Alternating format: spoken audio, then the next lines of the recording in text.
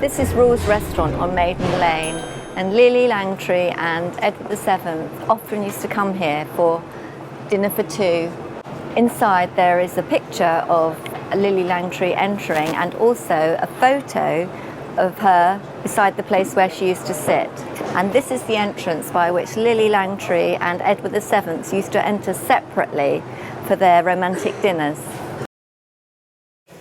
Just entering the very famous Rule's restaurant, which Lillie Langtry used to tryst with Edward VII here. This restaurant is divided into two sections, and this part here is where Charles Dickens used to come and dine.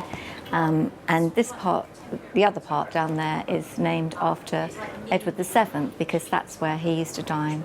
So this is the very table where Lillie Langtry would have sat with Edward VII, and there would have been a curtain across to give them some privacy from the main dining room.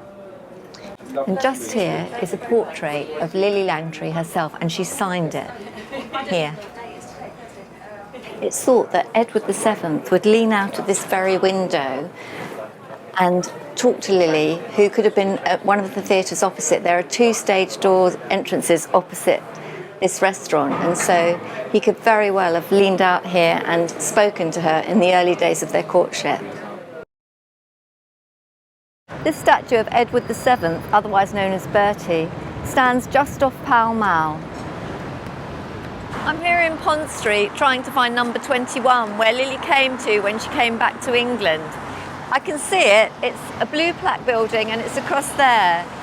It's the Cadogan Hotel and it's being renovated, and Lillie's ghost is said to haunt it. I'm walking towards Queen Alexandra's statue, which is down Marlborough Road, just outside Clarence House and opposite St James's Palace. This is a statue of Queen Alexandra by Alfred Gilbert, who also did Eros. It's opposite St James's Palace. When Edward VII died, Queen Alexandra was on one side of the bed and Alice Keppel was on the other side of the bed. Interestingly enough, Prince Charles is a direct descendant of Edward VII, and Camilla Parker Bowles is directly descended from Alice Keppel. Standing on Princes Street at the memorial of the Royal Scots Greys is a fantastic view of the castle.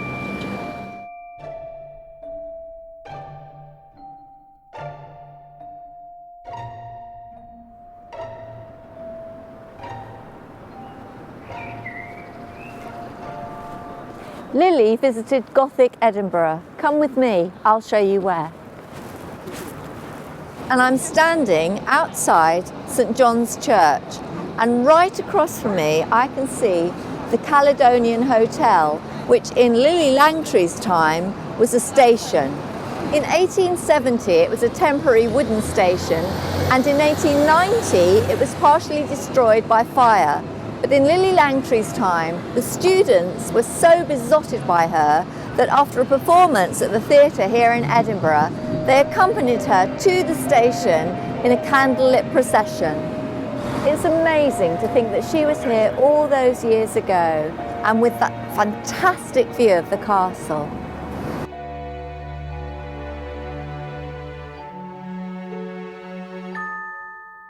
If you think that going on a cruise means you're stuck on a ship, think again. I've just had coconut shrimp and a rum punch, and now I'm walking down this beautiful beach. I mean, come on, how much better can it get? This mall is so big, I've just spotted a golf buggy taxi down there to take people from one end to the other.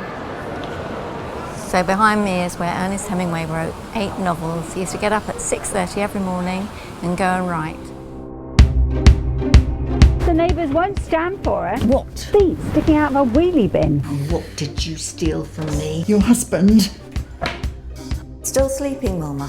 I don't wash floors. I'm management. Doris, I've missed you. And your payments. She's feared for a reason. Meet Wilma. She's in charge of cash flow. You owe a friend of mine, girl. Do you know anyone who deals in body parts? You owe me. And I've come up with a solution. I'm a woman. I have needs. Revenge is amongst them.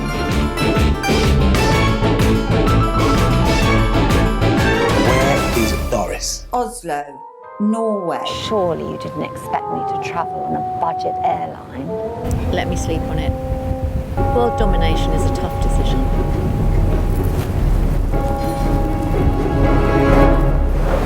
What a woman.